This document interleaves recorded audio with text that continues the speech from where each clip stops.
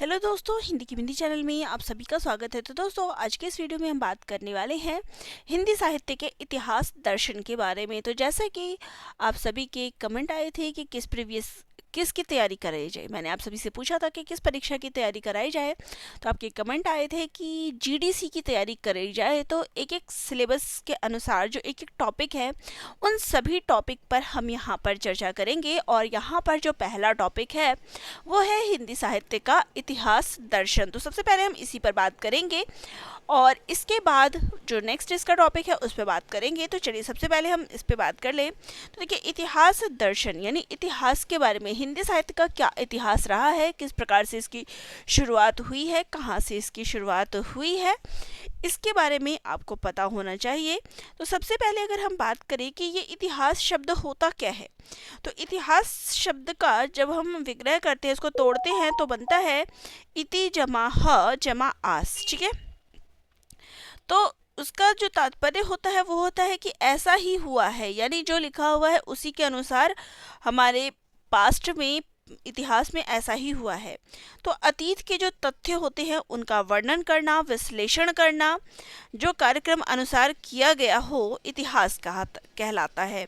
तो यानी कि जो हमारे अतीत में बीत चुका है उन सभी तथ्यों को इकट्ठा करना, उनके बारे में बताना कि हमारे जो इतिहास है, हमारा जो अतीत है, उसमें किस प्रकार से इसकी शुरुआत हुई है, क्या क्या चीज़ों का संकलन किया गया है, किस प्रकार से इसकी शुरुआत हुई, किस किस ने इसकी शुरुआत की, क्या क्या उसके बारे में बताया है। तो इन चीज़ों को जो इकट्ठा करते हैं, संकलन करते हैं, तो उसी को इतिहास कहा जाता है। ठीक है, तो इस संबंध में कुछ विद्वानों ने अपने मत दिए हैं। जैसे कि बात करें हीगल, तो हीगल के अनुसार इतिहास केवल घटनाओं का अन्वेषण तथा संकलन मात्र नहीं है, अपितु उसके भीतर कार्य कारण संबंध विद्यमान है। ठीक है, फिर गणपति चंद्र गुप्त के अनुसार अतीत के किसी भी तथ्य, तत्व या प्रवृत्ति के वर्णन, विवरण, विवेचन, विश्लेषण को जो कि काल विशेष या कालक्रम की दृष्टि से किया गया हो,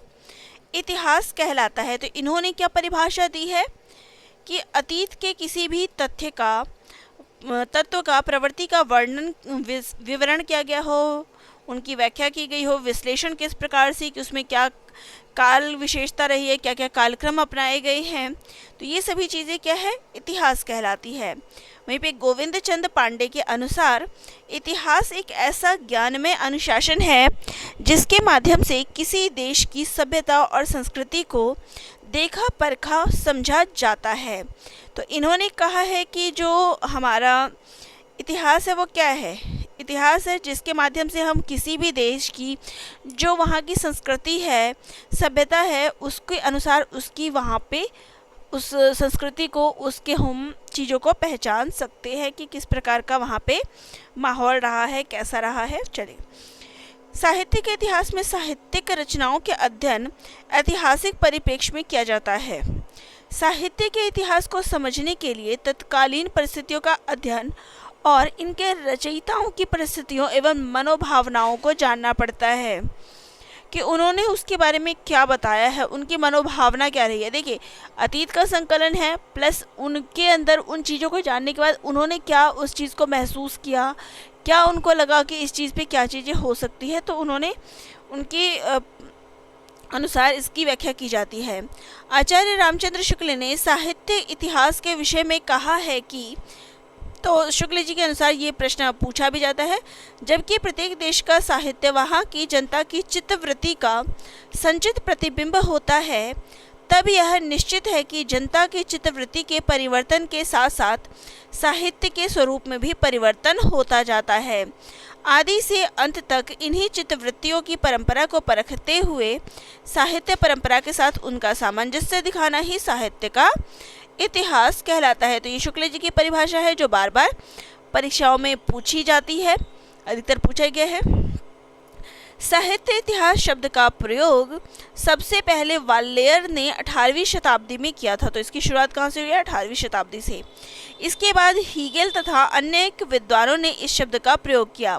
आधुनिक काल में साहित्य इतिहास लेखन की परंपरा को विशेष दर्जा दिया गया, जिससे यह एक दर्शन के रूप में माना जाने लगा है।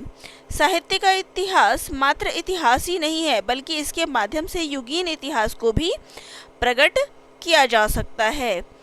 ठीक है, तो ये हमारा हो गया साहित्य इतिहास का दर्शन की किस प्रकार से इसके शुरुआत हुई, क्या क्या चीज़ें अपनाई गई। अब बात करेंगे हिंदी साहित्य के इतिहास लेखन की परंपरा के पद्धतियों के बारे में कि कौन कौन सी इसकी पद्धतियाँ अपनाई गई है।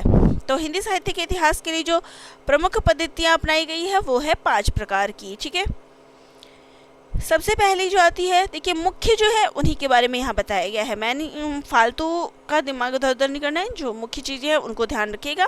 तो पहला जो अपनाया गया वो था वर्णानुक्रम पद्धति।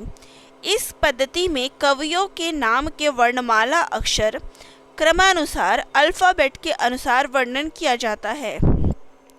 जैसे अगर बात करें, जैसे अल्फ़ाबेट्स क्या होते हैं, ABCD हो गया, तो जिसका नाम ए से आया पहले उन कवियों को लिया गया, फिर B नाम के, फिर C नाम के, फिर D नाम के। तो इस प्रकार से अल्फ़ाबेट के अनुसार अक्षर क्रमानुसार जो है इसमें कवियों को लिया गया।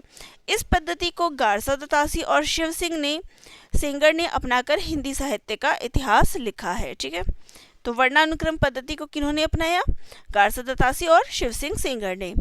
फिर बात करेंगे कालक्रम अनुसार पद्धति। इस पद्धति में कवियों का वर्णन उनके जन्म वर्ष के अनुसार किया जाता है। और इस पद्धति को किसने अपनाया था, तो इस पद्धति को गिरसन व मिश्र बंधु ने अपनाकर अपना हिंदी साहित्य का इतिहास लिखा। तीसरी जो पद्धति आती है वो है विधेयवादी पद्धति। इस पद्धति के जन्मदाता फ्रांस के विद्वान तेन माने जाते हैं। यह सर्वाधिक उपयुक्त पद्धति है। इस पद्धति को 3 भागों में बांटा जाता है, जाति, वातावरण और क्षण। ठीक है, आचार्य रामचंद्र शुक्ल ने इस पद्धति के आधार पर ही हिंदी साहित्य का इतिहास लिखा है। तो आचार्य शुक्ल जी ने कौन सी पद्धति अपनाई है, विधेयवादी पद्धति। इसलिए उनके इतिहास ग्रंथ को सच्चे अर्थों में हिंदी साहित्य का प्रथम इतिहास कहा जाता है। शुक्ल जी के अनुसार प्रत्येक देश का साहित्य वहाँ की जनता की चित्तवृत्तियों का संचित प्रतिबिंब होता है। नेक्स्ट जो पद्धति अपनाई गई है वो है वैज्ञानिक पद्धति। इस पद्धति में तथ्यों की जांच कर विश्लेषण किया जाता है, फिर निष्कर्ष पर पहुंचकर इतिहास लिखा जाता है। और इस पद्धति के जो प्रयोगकर्ता थे वो थे डॉक्टर गणपति चंद्र गुप्त। इन्होंने हिंदी साहित्य का वैज्ञानिक इतिहास लिखा है जो कि वैज्ञानिक पद्धति पर आधारित है। ठीक है, नेक्स्ट जो है वो है समाजवादी पद्धति।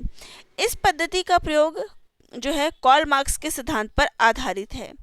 यह पद्धति इतनी लोकप्रिय नहीं हुई क्योंकि यह समाज को वर्गों शोषक और शोषित में बांटती है, इसलिए ये उतना प्रयोग नहीं किया गया है। मेन जो आपको याद रखनी है, याद रखिए 5 पद्धति नाम, और उसमें से जैसे वर्णानुक्रम पद्धति किसने अपनाई थी, गारसा दत्तासी और शिव सिंह सेंगर ने।